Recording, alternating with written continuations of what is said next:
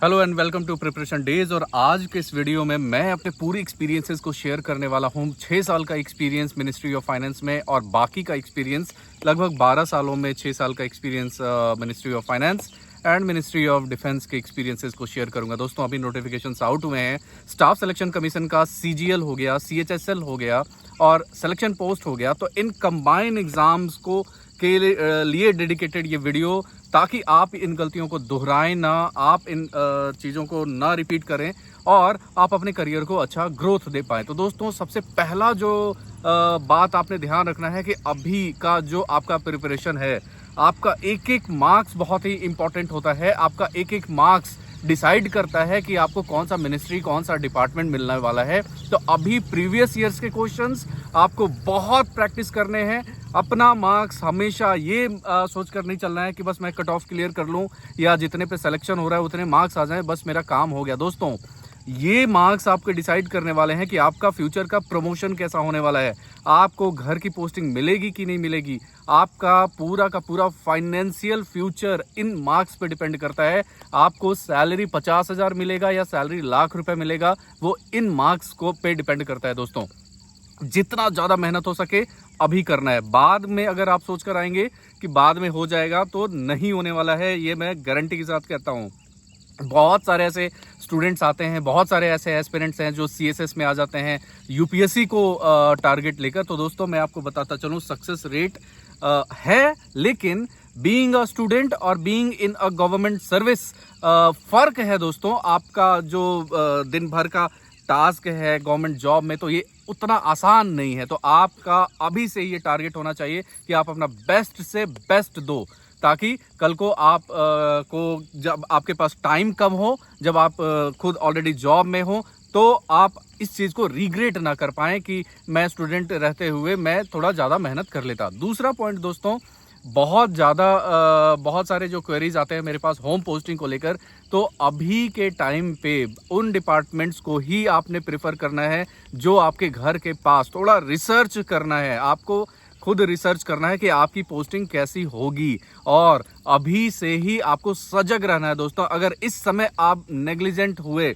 इस समय अगर आपने वो रवैया अपना लिया कि बाद में देखेंगे, होता रहेगा, देखी जाएगी, तो दोस्तों बाद में एक बार सिलेक्शन होने के बाद, एक बार ज्वाइनिंग के बाद होम पोस्टिंग या ट्रांसफ़र, ये बहुत टेढ़ी खीर हो जाती है।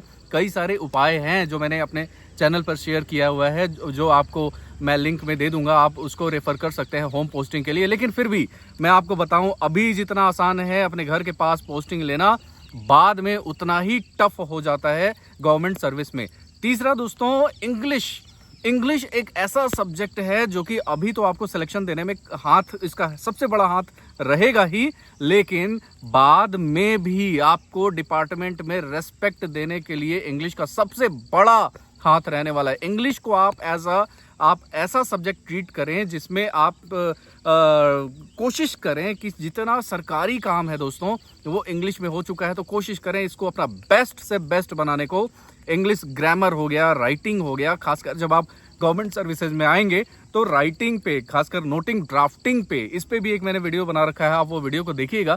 नोटिंग ड्राफ्टिंग एक किसी भी गवर्नमेंट ऑर्डर को परमिशन लेने के लिए सीनियर ऑफ अथॉरिटीज से, तो उसका नाम है नोटिंग ड्राफ्टिंग। तो आप उन चीज़ों के लिए इंग्लिश की बहुत ज़रूरत पड़ने वाली है। अगर आपका इंग्लिश वीक है तो अभी ही टाइम है उस पर मेहनत करने का। बाद में एम्बैरेसमेंट फील होता है क्योंकि सारा का सारा काम इंग्लिश में है। दोस्तों अगर आप इंग्लिश में मेहनत कर पाते हैं, अगर अपना बेटर बना पाते हैं, तो उसी हिसाब से आपको कल को काम दिया जाएगा और आपकी उतनी रिस्पेक्ट होगी, ज़्यादा अपॉर्चुनिटीज़ होंगी। आपका जो APAR, जो एनुअल अप्रेजल रिपोर्ट होता है सेंट्रल गवर्नमेंट स्टाफ का या ऑफिसर्स का, वो APAR आपका जो सीनियर अथॉरिटी है उसी हिसाब से भरेगा, उसी हिसाब से नंबर मिलेगा, और प्रमोशन में वो APR देखा जाएगा। जिसके कम नंबर होते हैं उसका प्रमोशन लेट से होता है। तो इंग्लिश पे बहुत ज़्यादा जोर देकर आना है। बाकी के सब्जेक्ट आपको मदद करेंगे सिलेक्शन में और उसके बाद नहीं, लेकिन इंग्लिश ऐसा है, वो सिलेक्शन पे भी मेहनत